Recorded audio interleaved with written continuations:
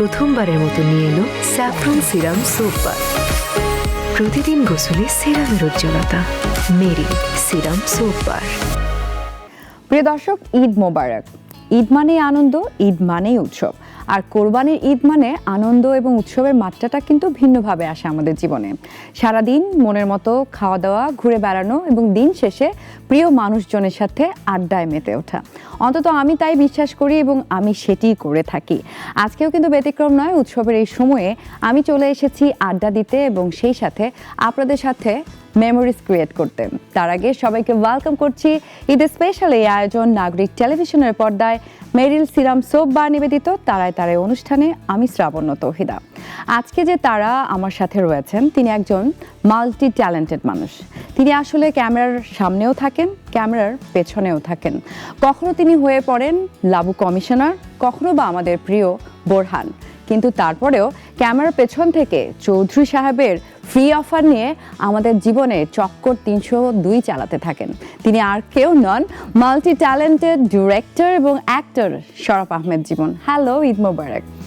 ঈদ মোবারক। কেমন আছেন? আমি তো ভালো আছি, কিন্তু আমি একটু কনফিউজড হয়ে গেলাম যে এত বিশেষণ আমাকে দেওয়া হচ্ছে, আমি কি আসলেই তাই? ও, এত বিনয়। আসলে তো আচ্ছা, আমি একটু প্রশ্ন করি আপনাকে।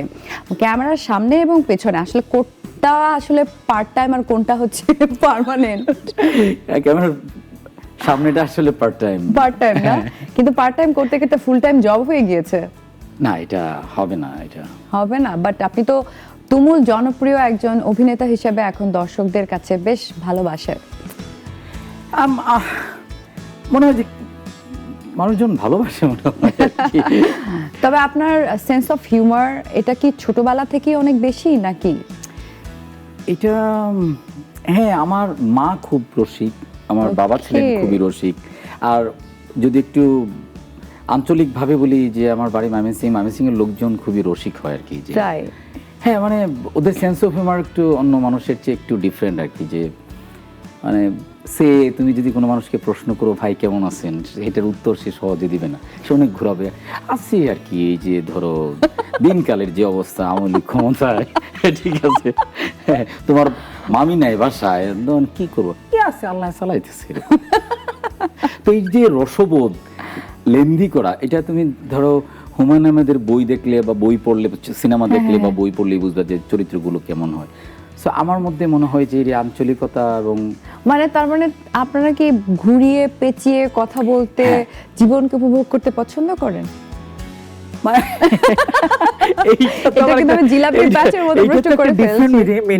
কিন্তু আমার কাছে যেটা মনে হয় যে ময়মনসিং এর লোকজন অনেকটা স্ট্রেট ফরওয়ার্ড হয়, সরল হয়, আচ্ছা, আন্তরিক হয়, অতিথিপরায়ণ হয়। শরফ আহমেদ জীবন একজন সরল মানুষ, এটাও বিশ্বাসযোগ্য। মানে you have to believe it, কারণ আমি হ্যাঁ, আমার কিছু নেগেটিভ দিক আছে। দ্যাটস মাই উইকনেস বলা চলে, যে আমি সহজে রেগে যাই, রাগ কন্ট্রোল করতে পারি না। বাট আমি খুবই অর্ডিনারি মানুষ এবং খুবই সরল। অবশ্যই আপনি সরল এবং আপনি যেভাবে মানুষকে এন্টারটেইন করতে পারেন, এই যে পর্দায় আপনাকে যখন আমরা পাই প্রত্যেকটা চরিত্রই কিন্তু হাস্যরসাত্মকপূর্ণ। এটা খুবই মানে আমার কাছে মনে হয় একজন মানুষকে হাসাতে পারা একটা বিশাল কোয়ালিটি, এটা সবাই পারে না। চৌধুরী সাহেবের ফ্রি অফারের কথা বলছিলাম, যেটা আসলে আপনি আমাদেরকে দিয়ে থাকেন। এবার ঈদে কি কি ফ্রি অফার নিয়ে এসেছেন? না, আমার যেটা হচ্ছে যে আমি নিজের আমার ডিরেকশনে ফিকশন এখন করি না। আমি তো আগে ফিকশন দিয়ে আসলে আমার মানে নাটক যেটা বলি আমরা, ওইটা দিয়ে তো আসলে আমার ক্যারিয়ার শুরু। সো ওইটা তো আর হয় না। আর ঈদে আমি বেশ কিছু পার্ট টাইম জব করছি, সেটাই জানতে চাচ্ছি। অনেকগুলো করলাম। নবীর করলাম, তারপরে শিমুলের করলাম, আমার যে অ্যাসোসিয়েট ডিরেক্টর আছে নাহিদ হাসনাত, ওর করলাম, তারপরে আলমগীর সাহেব করলাম। তো ঈদের সময় কি ফ্যামিলির সাথে বসে এই কাজগুলো দেখা হয়? না, আমি আমার কাজ একদমই দেখি না, একবারও না। হ্যাঁ, একদমই দেখি। তাহলে আপনার সমালোচনা কি করবে? নিজেরটা নিজে করতে হয় না? আমি মানে ফেসবুকে আমি একটু খুব একটা অ্যাক্টিভ থাকি না, ঠিক আছে। আমার একটা আগের ওই যে আমার একটা কন্ট্রোভার্সির কারণে সময়, যে দ্যাট কন্ট্রোভার্সি, সো ওই সময় আমার পেজ এবং প্রোফাইল দুইটাই হ্যাক হয়ে গেছিল এবং খেয়ে দেওয়া হয়েছিল। এবং আমি ওপেন রাখছিলাম যে ঠিক আছে, মানুষের অ্যাঙ্গার প্রকাশ করার তো একটা মাধ্যম লাগবে, সো এটা করেছিল। তো এখন আমার পেজ একটা ছেলে চালায়, ও কিভাবে চালায় আমি এটা দেখিও না। আমি প্রোফাইলে মাঝে মধ্যে ঢুকি না। ফেসবুক আমার কাছে মনে হয় যে কারণ আমি একটু নেশাখোর টাইপের আর কি, যে আমি এডিক্টেড হয়ে যাই সহজে, আচ্ছা। মানুষের প্রতি হই, ডিভাইসের প্রতি হই, প্রকৃতির প্রেমে প্রকৃতির প্রতি হই। আমি প্রেম শব্দটা বলছি না, আমি এডিকশনের কথা বলছি। Addiction, Prem is a okay. Different thing. প্রেমে তো পড়তেই হয়, বারবার পড়ি, বারবার হয়, সো এটা তো আছেই। সো এই জন্য আর কি আমি অনেক খবর রাখি না মানে আর কি, প্রেমে যেটা- আপনি প্রতিনিয়তই পড়তে থাকেন? হ্যাঁ, মানে এটা তো মানুষ, তো আমি তার মানে আজ পর্যন্ত কতগুলো প্রেমে পড়েছেন? অসংখ্য। আনকাউন্টেবল। আনকাউন্টেবল। সো সেটা ম্যাক্সিমাম গুলোই 50%। হোয়াট ডাজ ইট মিন 50%? মানে আমি জানি তুমি জানো না, এরকম আর কি। তো এটার আসলে লাভ বেশি না ক্ষতি বেশি? এটা লাভ, অনেক লাভ বেশি। কি পুরোটাই লাভ। কিরকম? তুমি যখন কারোর সাথে অ্যাটাচড হবা, তখন তোমার দূরে সরার একটা প্রবণতা থাকে। ট্রু। সো খুব বেশি আমার বন্ধু নাই, আমি খুব মানুষের সাথে বেশি খুব মানে অ্যাটাচড হই না, যে যখন কেউ চলে যায় তখন it hurts me lot. So আমি এটা I can not take it. ও মানে আপনি হচ্ছে নীরবে নিভৃতে ভালোবেসে যান। হ্যাঁ, এটা শুধু যে নারী হবে, পুরুষ হইতে পারে, সেটা কোনো প্রাণীও হইতে পারে। আপনি একটা জাতীয় টেলিভিশনে বসে দারুণ কিন্তু ধামাকার মতো একটা নিউজ দিয়ে ফেলেছেন অলরেডি। সো ওই যে সিরিয়াস কথার পরের কথাটা হয়নি, সিরিয়াস কথার আগের আগের কথাটাই কথাটাই চলছে। হয়ে গেছে। হ্যাঁ, এবং সিরিয়াস একটা কথা আছে, সিরিয়াস কথা পরের কথা, এটা কিন্তু আমার প্রথম প্রেম। Serious না, হয়ে না, এটা গেছেন, আবার একদম কাজের গল্পে particular। চলে এবং গেলাম ওই আমরা। মেয়ে যখন জানলো যে উনি আমাকে ফোন করে একবার বললো যে আপনি এরকমটা করতে পারলেন, আমি বলছি, কি করলাম? আপনি আমাকে নিয়ে নাটক বলেন কেন? এটা যদি এখন আমার হাজবেন্ডের যদি বুঝে ফেলে? আমি হাজবেন্ডে বুঝে ফেলুক, ঠিক আছে। আমি বলছি, সবই তো আমাকে নিয়ে করলেন। আমি বলছি, তোমার নাম তো নাই এখানে, হ্যাঁ। খালি নামটা বদলাইছেন। খুব রাগ করছে সে। ও রাগও করেছে, বাহ হ্যাঁ। দারুণ। কিন্তু এই যে তার বাসায় তার হাজবেন্ড জেনে ফেলবে, আপনার বাসায় এইটা জানেন নিয়ে তো? সিরিয়াস কথার পরের কথা করছি পরে। এবং দুইটাই আনিসুল হকের কাছে গল্প বলছি, আনিসুল হক তো ওটা দুইটাই লিখে দিছে। ওকে, তার মানে হচ্ছে আপনার এই প্রথম ভালোবাসা, এটার প্রতি আপনার এখনো সেই টান ভালোবাসা থেকে বের প্রথম হতে প্রেম তো পারেন? ভোলা যায় না, ভোলা যায় না, না কখনোই ভোলা যায় না। এটা কেউই পারে না। রিয়েলি? Yeah. ওকে। তুমি ভুলে গেছো নাকি? প্রথম প্রেম তো ছোটবেলায় করেছি, ওটা কি মনে আছে নাকি? তাহলে তেমন এটা প্রেম একটা ছিল না। ঠিক বলেছেন, এটা হতে পারে। এটা- তবে আপনার বাসায় কি জানে? আমি ভেরি ট্রান্সপারেন্ট, জানবে না কেন? এটা ওকে। জানি, আমি তো আর ওই জায়গায় নাই। আমি লাইক আপনি পাখির অনেক মতো। জায়গায় ঘোরাফেরা করি, কিন্তু দিন শেষে মানে নিরে দিন ফিরে শেষে আসে। তো হ্যাঁ, মানে আমার ডিম লাইট একটা ওয়েব ফিল্ম আছে, এটা যে হ্যাঁ হ্যাঁ হ্যাঁ হ্যাঁ, কিছুদিন So, আগে ওটার আমরা মধ্যে একটা ডায়লগ ছিল এরকম আর কি, পেয়েছি। যে কি রকম? মানুষ তো যে সে আসলে বিভিন্ন জায়গায় যাবে, ঘুরবে ফিরবে, কিন্তু দিন শেষে আসলে সে একটা ঘর চায়, একটা সংসার চায়, একটা মানুষ চায়। এবং এইটা এরকম অনেক অসংখ্য ঘটনা আছে, যেটা যে সুন্দর ঘর আছে কিন্তু ভালোবাসা নাই, আবার ঘর নাই কিন্তু ভালোবাসা আছে, আছে না? এরকম তো এটাই মানুষের লাইফ। সো এটা নিয়ে এটাকে এত ফিলোসফিক্যালি দেখার কিছু নাই, এটাকে দেখতে হবে খুবই লাইটলি। মানে আমি আমার জীবনটাকেই খুব সিরিয়াস, তবে কোনো বিষয়তে সিরিয়াসলি নেই নাই। আমি আমার লাইফটাকে খুব সিরিয়াস নেই। এটা হয়েছে, হয় নাই। মেরিল প্রথমবারের মতো নিয়ে এলো স্যাফরন সিরাম সোপ বার। প্রতিদিন গোসলে সিরামের উজ্জ্বলতা। মেরিল সিরাম সোপ বার। ওকে, যাই হোক, এই যে আপনি সবকিছু এত সুন্দর করে এক্সপ্লেইন করেন, চিন্তা করেন, মানে আমি আসলে ওই যে ঈদের কাজে আবার ফিরতে চাই। শুটিং এর সময় মজার কোনো অভিজ্ঞতা হয়েছে বা কিছু? হ্যাঁ, আমার মজার অভিজ্ঞতা যেটা আমার এটা অভিজ্ঞতা, হ্যাঁ, এটা বলাই যায় যে আমি ক্যামেরার পিছনে তো দীর্ঘদিন ধরে, মানে আমার বস সরোয়ার ফারুকের সাথে কাজ থেকে শুরু করি, তারপরে আমার নিজের ক্যামেরার সামনে তো রিসেন্টলি অমি নিয়ে আসলো আমাকে। তো এর আগেও টুকিটাকি করছে বিজ্ঞাপন টিজ্ঞাপন, কিন্তু ফ্লারিশটা হয়েছে ওই জায়গা থেকে। হ্যাঁ, এসেই বাজিবান। তো নো, ছক্কা। অল ক্রেডিট গোজ টু অমি। তো আমি ডিম লাইট আমার ওয়েব ফিল্মটা করতে গিয়ে মুশারফের একটা সিন ছিল, সে আমি তো ক্যামেরার পিছনে ন্যানো সেকেন্ডের মধ্যে চোখ দিয়ে টপ টপ করে পানি ফেলে ফেলো। তো আমি শর্টের পরে জিজ্ঞেস করলাম, ওনাকে আমি দাদু ডাকি, দাদু ওই বরিশাল অঞ্চলের লোকজনের ভাই কি মনে দাদু ডাকে, ওই জায়গা থেকে আমি দাদু ডাকি, উনিও আমাকে দাদু ডাকে, দুজনেই তুমি করে। আমি বললাম, তুমি এটা কিভাবে পারলা? মানে এটা কি সম্ভব? ক্যামেরার সামনে দাঁড়াইলে আর এটা আমি অ্যাকশন বললাম আর এটা হয়ে গেল। পারতে হয়, বুঝছো, এটা করেই তো খাই। আমার না এটা শক্ট মিল, যে আমি তো ক্যামেরার সামনে, তাহলে উনি কি আমাকে মেন করতেছে? আমি এটা ওকে ফাইন। তো এই ডিম লাইটই আমার একটা ক্যারেক্টার ছিল, এই উইয়ার্ড ক্যারেক্টার। তো আমার একটা সিন ছিল, এটা মানে ধরো পুরা ফিল্মের মধ্যে একটা সিনই আমার, আর বাকি সিনগুলোর মধ্যে আমি সাইড কিক। Okay. একটা সিনই আমার, এটা তো বুঝতে 3-4 পেরেছি। বছর ভাইরাল হয়েছিল প্রচুর। ওইটার মধ্যে আমার একটা সিন ছিল, আমি এবার ট্রাই করবো without any support, glycerine or others.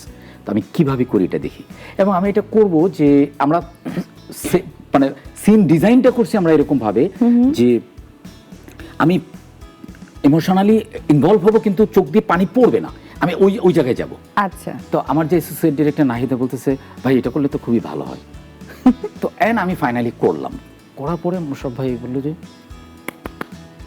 ভালো করছো তুমি সিনটা, মানে চোখে পানি টসটস করেছে, পড়বে পড়েনি। কিন্তু পড়বে না। বুঝতে পেরেছি। এখনকার তোমার প্রশ্নের উত্তরে আসি।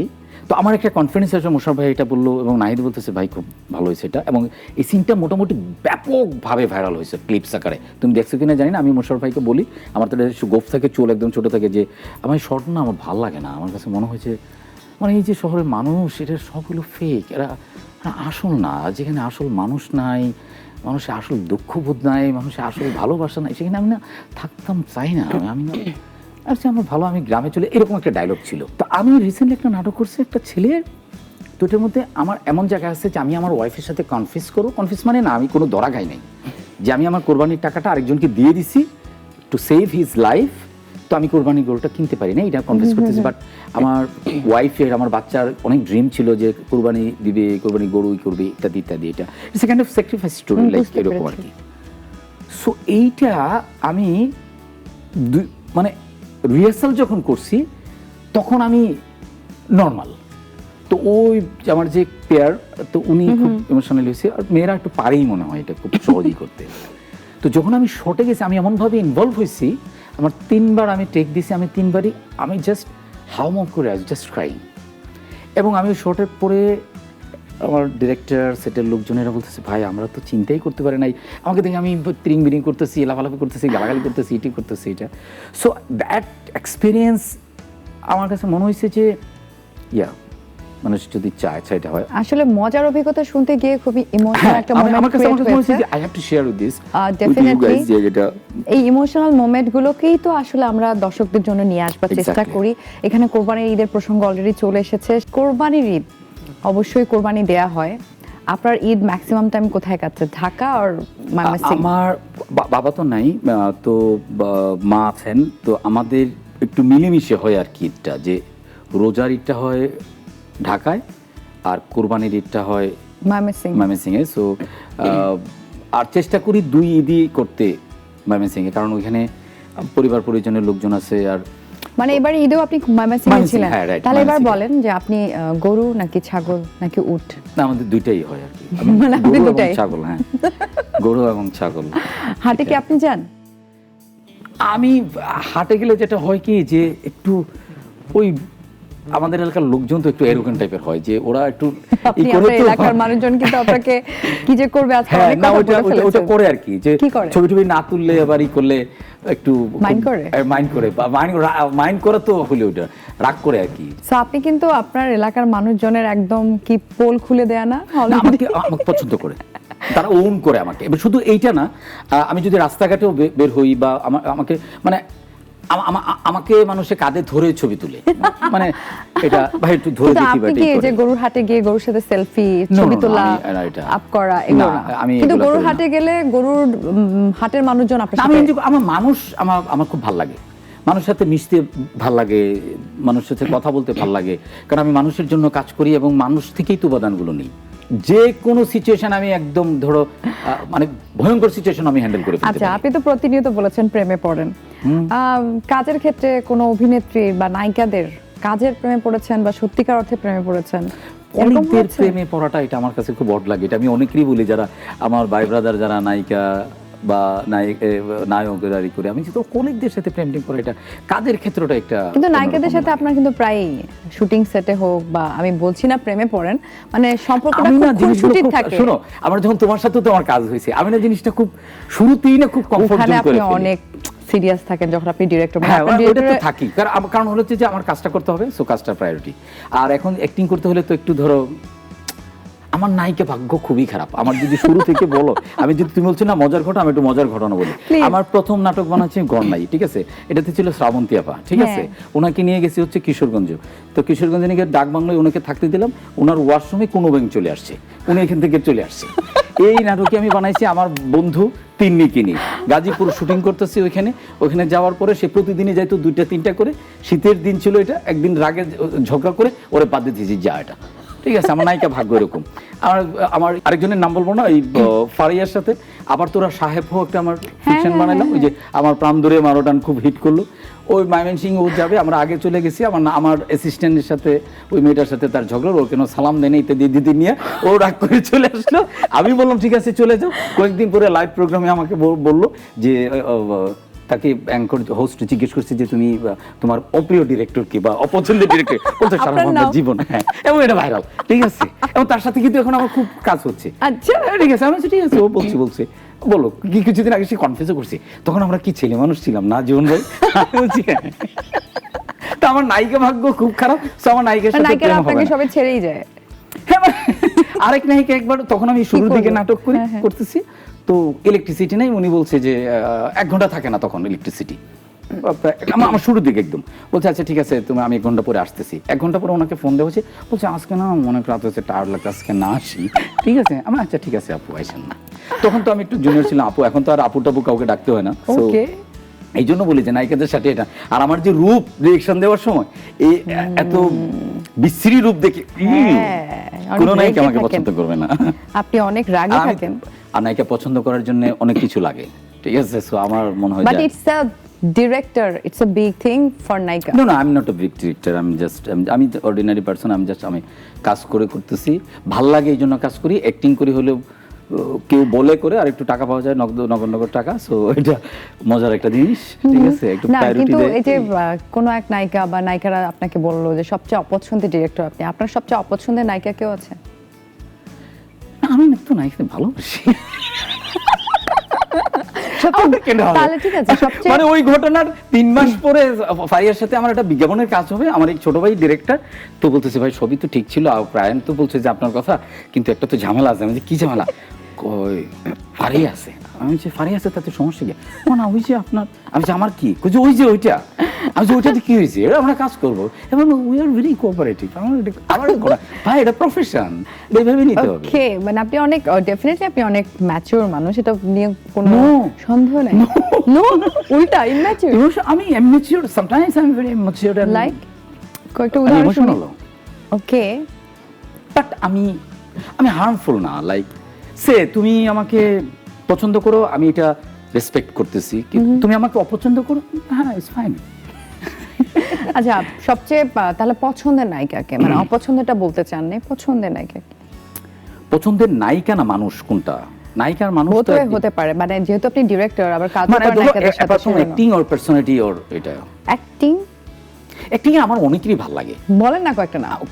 অসংখ্য নাম আসবে, যেমন আমার নাজিবা তুষির অ্যাক্টিং ভালো লাগে, তিশার অ্যাক্টিং ভালো লাগে, অপি করিমের অ্যাক্টিং ভালো লাগে, জয়াপার অ্যাক্টিং ভালো লাগে, পরিমণি অনেক সুন্দর, পরিমণিকে আমার অসম্ভব ভালো লাগে। বুবলির সাথে আমি কাজ করলাম, আমি মনে হচ্ছে যে মানে পরিমণিকে অ্যাক্টিং ভালো লাগে না সৌন্দর্য ভালো লাগে? বেশি সুন্দর, বেশি সুন্দর লাগে। ওকে, এখন আরো বেশি সুন্দর লাগে।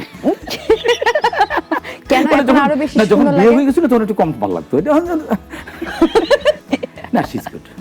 ওকে, শরাফ আহমেদ জীবনে আসলে বলা যায় আপনার জীবনে অনেক ভরপুর এন্টারটেইনমেন্ট, সেটা আসলে দর্শকরাও অনেক বেশি এন্টারটেইনড হচ্ছে। অভিনয় নাকি ডিরেক্টরশিপ, দুটার মধ্যে কোনটাতে বেশি চাপ ফিল করেন? অবশ্যই অ্যাক্টিং, অভিনয়। অ্যাক্টিং, ওকে। ব্যাখ্যা দিব? হ্যাঁ। তো এটা ব্যাখ্যা দিলে আবার পরে অ্যাক্টররা বলে যে তুমি কিন্তু নিজে বলছো যে অ্যাক্টিং অনেক কঠিন, এখন কিন্তু বকা টকা দিতে পারবো না। কিন্তু আমি যখন ক্যামেরার পিছনে, তখন I have lot of people around me, আর ক্যামেরার সামনে আমি জাস্ট একা, is no one with you. So তুমি এখন বুঝে নেও যে কত কঠিন এটা ব্যাপারটা। হ্যাঁ, ডিরেক্টিংও ব্যাপারটা, ডিরেক্টিং হচ্ছে অনেক বেশি সাপোর্ট পাওয়া যায়, চিন্তা করা যায়, কিন্তু অ্যাক্টিংয়ে যখন ডিরেক্টর সেইজ অ্যাকশন, তখন আর কোনো স্কোপ নাই, তোমাকে ওটাকে ফুলফিল করতেই হবে। মেরিল প্রথমবারের মতো নিয়ে এলো স্যাফরন সিরাম সোপ বার। প্রতিদিন গোসলে সিরামের উজ্জ্বলতা। মেরিল সিরাম সোপ বার। ওকে, ঈদের সময় আসলে কোরবানির ঈদ নিয়ে কথা হচ্ছিল হ্যাঁ, যখন, আমি তখন গেলাম আবারও পরে। সেই ঈদে চলে আসি। এমন কি কোনো খাবার আছে যে খাবারটা না খেলে মনে হয় যে সরব আহমেদ জীবনটাই বৃথা? এইটা নাই। মানে আমার নাই মানে কি, আমি সব খাবারই পছন্দ করি, কিন্তু আমার মায়ের হাতের রান্না, এটা সবারই যেটা হয় আর কি, আমার মায়ের হাতের রান্না আমার ভীষণ পছন্দ, এবং উনি যা রান্না করেন সবই পছন্দ। মানে আমার মায়ের সাথে না আমি খুব অ্যাটাচড, মানে ভয়ঙ্কর রকমের অ্যাটাচড আর কি, এবং আমার কাছে উনি ফিলোসোফার। আমি জাস্ট একটা ছোট্ট উদাহরণ দিই, এটা একটা অন্য প্রসঙ্গে চলে আসে। এটা যে আমার চক্কর যখন যাচ্ছিল এবং সেকেন্ড উইক থেকে তো মোটামুটি ভালো হাইপে চলে আসলো, তখন আমি হলটল পাচ্ছিলাম না, আই গট ফ্রাস্ট্রেটেড, এবং এটা মিডিয়াতে ছড়ায় গেল। তখন আমার মা একদিন ফোন করে বললো, এর মধ্যে উনি ঢাকায় এসে একবার ছবিটা দেখে গেল। তো উনি বললেন যে আমি না তোমার ছবিটা দেখছি, আমার না খুব ভালো লাগছে, শোনো আমি জানি তোমার মনটা খুব খারাপ, কিন্তু তোমার আমি একটা কথা বলি, এমনও তো হইতে পারতো যে ছবিটাও খারাপ হইতে পারতো। এটার মানে হচ্ছে, এটা উনি বুঝাইতে চাইছেন এটা যে তোমার হয়তো টাকা পয়সা ভাবে উঠে আসতেছে না বা এটা পাচ্ছ না, কিন্তু ছবিটা যদি খারাপ হইতো তাহলে তো আরো বেশি। উনি কথাটা বলছে আরো খুব গুছায়া, বুঝতে পেরেছি, ঠিক আছে, অনেক গুছায় বলছিল। সো ওই জায়গা থেকে তো মায়ের হাতে বা মায়ের অ্যাটাচমেন্ট ওটাই থাকে। কিন্তু আমার না গরুর মাংস খুব ভালো লাগে, মানে যেটা আমি বলতে চাই না এটা না, আপনি তো তাহলে ওই যে আপনি গরু মানে গরুর মাংস। হ্যাঁ, আরেকটা হচ্ছে আমার ময়মনসিংহ এর একটা প্রিয় খাবার আছে আমাদের, যেটা ঈদে খুব করা হয়, সেটা হলো যে চালের রুটি আর হচ্ছে হাঁসের মাংস। একটু এগ্রো বিজনেস আমাদের মেইন পেশা, আমরা হলো কৃষক আর কি। আমার বাবা কৃষক ছিল, আমিও কৃষক, মানে আরো একটা নতুন পরিচয় পেলাম, আমরা কৃষক।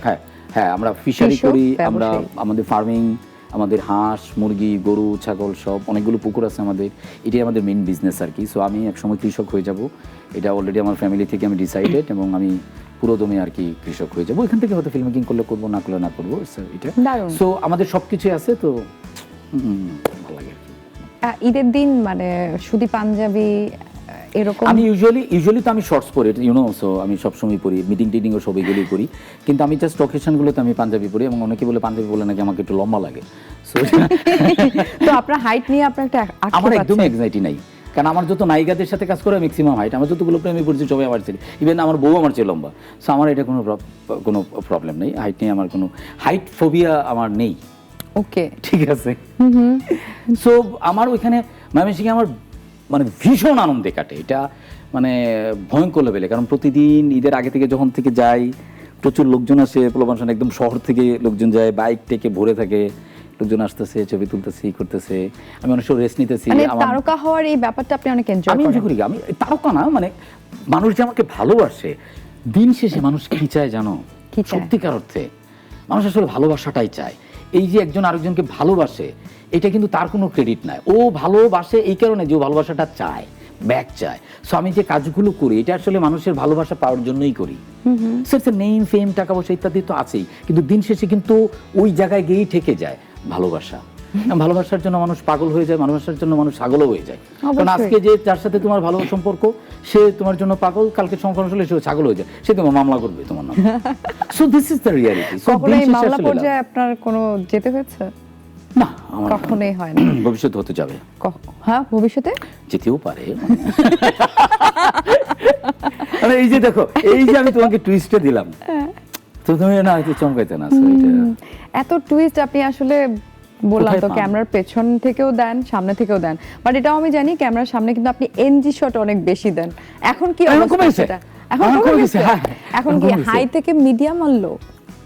না, অনেক কমছে, কারণ হচ্ছে অ্যাক্টিংটা হচ্ছে মনোযোগের ব্যাপার।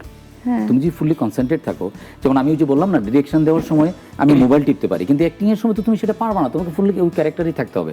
তখন আমি নতুন ছিলাম, অনেক বেশি নতুন ছিলাম, আমার মনোযোগটা একটু কম ছিল। আরেকটা হলো যে অ্যাক্টিং করতে আমার ভালো লাগতো না, এখনো যে খুব বেশি ভালো লাগে এটা না। আমি তো বললাম এই যে লোকজনের ডাকে আর কিছুটা আমার টাকার প্রয়োজন, এটাকে আমি খ্যাপ হিসেবে নিই। সো আমি দুইটা কারণেই করি। অনেস্টলি স্পিকিং, আমি খুবই অনেস্ট আপনি, এটা খুবই ইন্টারেস্টিং ব্যাপার। ঈদের সময় নিজের কাজ দেখেন না, কিন্তু অন্যের কাজ কি দেখেন? স্পেশালি এবার ঈদে তো অনেকগুলো মুভি রিলিজ হয়েছে। হ্যাঁ, সবার আগে আমি তো গত ঈদগুলো দেখছি, এখনো দেখা হয় না, মাত্র তো ঢাকায় আসলাম তোমাদের প্রোগ্রাম করার জন্য, না তো আমি আসতাম। আচ্ছা, তো কোনটা দেখবেন সবার আগে? রকস্টার আছে, রোহিত আছে, কাবিলা আছে, মালিক আছে। রোহিত তো আমি দেখবই, এটা একদম ফার্স্ট প্রায়োরিটি। রকস্টার যে ওটা হচ্ছে যে মানে আমাদের বিজ্ঞাপন সেক্টরেরই রুশো বানাইছে, তো আমাদের ছোট ভাই, কলিগ, সো ওইটা তো দেখবই। আর সুমন ভাই তো আমার খুবই ফেভারিট। নাজিবা তুষি তো আমি অসম্ভব পছন্দ করি, মানে অসম্ভব ভালো মানুষ হিসেবে আমি তাকে ট্রিট করি। আর শাকিব খানের ছবির যেটা হলো যে ওনার সাথে আমার 2-3 বার মিট হয়েছে, মিট হওয়ার পরে আমি অ্যাক্টিংয়ের চেয়ে আমি মানুষ হিসেবে তাকে অন্যভাবে ট্রিট করি। মানে খারাপ হচ্ছে এটাও তো দেখতে হবে, জানতে হবে যে, কারণ আমি কতটুকু খারাপ করবো কতটুকু ভালো করবো এটা বোঝার ব্যাপার আছে না। সো আর এটা তো আমাদেরই দেখতে হবে। ম্যাক্সিমাম আতেল প্রকৃতির লোকজনের ছবি দেখে না, ওরা ক্রিটিসাইজ করবেই করবে কিন্তু ছবি দেখবে না। আমি তো আতেল প্রকৃতির লোক না, আমি তো সাধারণ মানুষের লোক। ওকে, ময়মনসিংহের ঈদ ছোটবেলা বা এখন বড়বেলা কোন ঈদটা বেশি এনজয়েবল মনে করেন? বড় হওয়ার ঈদটা না আমার অনেকটা স্মৃতিচারণের মতো। আমার মনে হয় যে আগের গুলোই অনেক বেশি ভালো ছিল। এখন মনে হয় যে আমার আশেপাশের মানুষগুলো, আমার বন্ধু বান্ধব, আমার পরিবারের লোকজন, আমার বাচ্চারা বা পরিবারের অন্য লোকজন, কিংবা আমি যদি একটু ওয়াইডলি চিন্তা করি যে আমি যে আনন্দটা চাই আসলে সব মানুষ বা সবাইকে সে আনন্দ পাচ্ছে। কারণ আমরা তো সবকিছু মিলিয়ে গত কয়েক বছর ধরে ফিনান্সিয়ালি বলো কিংবা সোশ্যালি বলো আমরা তো একটা ডিপ্রেশনের মধ্যে আছি। আমি যাকেই জিজ্ঞেস করি কেউই আসলে ওই অর্থ বলে না ভালো আছে কিংবা ভালো যাচ্ছে। তুমি অনেস্টলি স্পিকিং এটা কিন্তু এটা। সো এই জিনিসগুলো যদি আমরা মানে ব্যক্তি থেকে রাষ্ট্র পর্যন্ত এই জায়গাগুলো যদি আরেকটু আমরা ডেভেলপ হয় তাহলে হয়তো। আমি অবশ্য প্রতিনিয়ত ভালো থাকবার চেষ্টাতেই থাকি, তবে আপনার কাছে জানতে চাইবো যে স্মরণীয় ঈদ বা মজার ঈদ সেটা যে কোনো সময় হতে পারে, ছোটবেলাটাও হতে পারে, এমন কোনো ঈদ আছে যেটা মানে মনে করতে আপনার খুব ভালো লাগে, যেটা খুব ইন্টারেস্টিং ছিল? আমার ছোটবেলা প্রতিটা ঈদই খুব ভালো লাগতো। কেন আমি তোমাকে এটা বলি যে আমার বাবা যতদিন ছিলেন আমি ছোটবেলা থেকে দেখছি উনি ছাগল কুরবানি দিতেন আর কি, এবং উনি নিজের হাতে জবাই করতেন। বাট আমি না কখনোই, এবং উনি চাইতেন যে আমরা ধরি বাই করি, কিন্তু পার্সোনালি আমি মানে ব্লিডিংটা আমি নিতে পারি না। আমার কাছে একটু ভায়োলেন্সের মতো লাগে আর কি। আমি অন্য জায়গা থেকে বলছি না, সো আমি কখনোই ই করতাম না। কিন্তু উনি আবার নিজেই রান্না করতেন। তো ওই বাবা থাকাকালীন আমার বাবার সাথে আমার বয়সের অনেক গ্যাপ ছিল, খুব বেশি অ্যাটাচ ছিলাম না। কারণ আমাদের এটা আমার বাবার ছিল এটা সেকেন্ড ম্যারেজ, সো বড় মা মারা যাওয়ার পরে হয়েছিল। তো এটা তো আমরা এতটা অ্যাটাচ ছিল না, কিন্তু মানে ওই জিনিসগুলো ওই মোমেন্টগুলো ভাল লাগতো যে নিজে রান্না করেই করতো। সো বাবা মারা যাওয়ার পরে মনে হয়েছে যে I am missing those days. এটা খুবই তো এখন যতদিন পর্যন্তই আছি যে আমি আমার মাকে ওই পেইনটা বা আমি ওই পেইনটা নিতে চাই না, যে অ্যাটাচ থাকতে চাই আর কি। অ্যাটাচমেন্ট তো অনেক বড় একটা বিষয়, লাভ এটা নিয়ে একটা বড় কথা আছে। মানে আমি বললাম না যে অ্যাটাচমেন্টের মধ্যে একটা এক্সপেকটেশন চলে আসে। অবশ্যই এই টানাপোড়েনটা কিন্তু খুব সুইট, একটা মা এবং ছেলে বা পরিবারের সাথে যে এই যে সম্পর্কের যে ব্যাপারটা, এটা কিন্তু খুবই সুইট। এটাই জীবনটাকে অনেক সুন্দর করে ফেলে। জীবন আমাদের জীবনে অপরিহার্য কোন কোন বিষয়গুলো? সব বিষয়ই আসলে অপরিহার্য, তবে আমি আমার কাজটা কি অনেক বেশি প্রায়োরিটি দিই। আড্ডা অনেক অপরিহার্য, বন্ধু অনেক। হ্যাঁ, আমার গ্রাম অনেক পছন্দ, ওই সময় পেলে গ্রামে চলে যাই। আমার একটা প্রচণ্ড রকম একটা নেশা আছে, সেটা হলো মাছ ধরার। সো বড়শি দিয়ে মাছ ধরি এবং ভালো এগুলো। আমি লিখিও, সো অসংখ্য স্ক্রিপ্ট আছে আমার লেখা। আর প্রচুর গান শুনি। এটা এখন নতুন একটা নেশা তৈরি হয়েছে যে আমি মিউজিক করব। সো এটা আমি একটা কিবোর্ড কিনছি, নতুন আরো একটা পরিচয়। এটা করব হচ্ছে এই কারণে যে আমার যেহেতু মিউজিকটা ভালো লাগে। আমার মেয়ে পিয়ানো বাজাইতে পারে, সে 1 বছরেই অ্যাডভান্স লেভেলে চলে গেছে। সো ছোটবেলা থেকে একটু গান বাজনার শখ ছিল, কিন্তু আমার তাল সেন্স খুব বেতাল, এই কারণে আমার সেটা পেরে ওঠে নাই। আর পারিবারিকভাবে আসলে গান শিখছেন আপনি? গান শিখছি না আসলে, আমি একটু মিউজিকটা করতে চাই আর কি। এটা করতে চাই, এটা করতে ফিল্মে তো মিউজিকটা বড় পার্ট। আমার যেটা হলো যে আমি তো প্রচুর বিজ্ঞাপন করি, সো এটা ফিল্ম করতে গিয়ে যেটা দেখলাম যে প্রপার ব্রিফটা আমি দিতে পারি না যে আমি এই মিউজিকটা চাই। ইভেন দ্যাট অনেক ইনস্ট্রুমেন্টের নামই জানি না যে এটা। সো আমার জীবনে একটা বড় চ্যালেঞ্জ যে আমি এটা অ্যাটলিস্ট মিউজিক ডিরেক্টর না হতে বলো, যাতে মিউজিকের ব্রিফটা প্রপারলি দিতে পারি, যে to make it proper. Sourav Ahmed জীবনের কাছে জানতে চাই, জীবন মানে কি আসলে ঠুনকো? জীবন মানে কি? জীবন মানে নাথিং, একদমই কিছু না। মানে ঠুনকো, খুবই ঠুনকো। মানে তুমি জন্মের আগে তুমি একটা অন্ধকার ঘরে ছিলে মায়ের পেটে, মৃত্যুর পরে তুমি আবার একটা অন্ধকার কবরে তুমি চলে যাবে। So it's nothing, it's a journey. তুমি যতদিন থাকবা এই জার্নির মধ্যে হেভি ছুটে দেয়। Don't over think, don't conscious about life, don't take it seriously. It's very simple, ordinary. হ্যাঁ। জীবনে যা কিছু অর্জন করেছেন সেটার জন্য আপনাকে আসলে কতটুকু বেগ পেতে হয়েছিল, নাকি এলেম দেখলেন জয় না, করলেন? এটা আসলে বেগ না, আবেগ আসলে। তখন বিবেক কাজ করে নাই। বিবেক যদি কাজ করতে হয়তো এই লাইনে আসতাম না আর কি। আচ্ছা, ঠিক আছে, সো এটা ইউজুয়ালি হয়ে গেছে। আর হয়ে গেছে যতটুক হইছে, মানে যতটুক শব্দটা তো বলছে তো, হ্যাঁ, যতটুক হইছে এতে আমি হ্যাপি। আরো হইলেও আমি আনহ্যাপি হব না, না হইলেও কোনো আমার আপত্তি নেই। তাহলে মোটা দাগে জিজ্ঞেস করি আপনাকে, টাকা, সম্মান, কাজ, খ্যাতি, এসবের বাইরে আসলে জীবনের মানে আপনার কাছে মূল পাওয়াটা কি, বা স্বস্তি বা সুখ কোন জিনিসটা? দেখো, যে জিনিসটা তুমি বোঝানোর চেষ্টা করতেছো, এটা মানে হচ্ছে পিস, শান্তি। মানুষ আসলে শান্তিটা চায়। তো এই শান্তিটা আসলে, এটা money can not by happiness. এটা আসলে ক্রিয়েট করতে হয়। হ্যাপিনেসটা আসলে ইনসাইড ইউ, এটা দৌড়াইলে হয় না। ওই যে গ্রিক একটা প্রবাদ আছে না, যে হ্যাপিনেস, সুখ হচ্ছে ফিনিক্স পাখির মতো, যে তুমি এটাকে ধরতে যাবা ও উড়াল দিবে, তুমি স্টে করো তোমার কাঁধে এসে বসবে। সো এই যে টাকা পয়সা খ্যাতি, এটা কোনোটার সাথেই আসলে, কোনোটাই কিন্তু সব কিছুর ভ্যালু আছে, কিন্তু শান্তির চেয়ে, হ্যাপিনেসের চেয়ে ভ্যালুয়েবল না।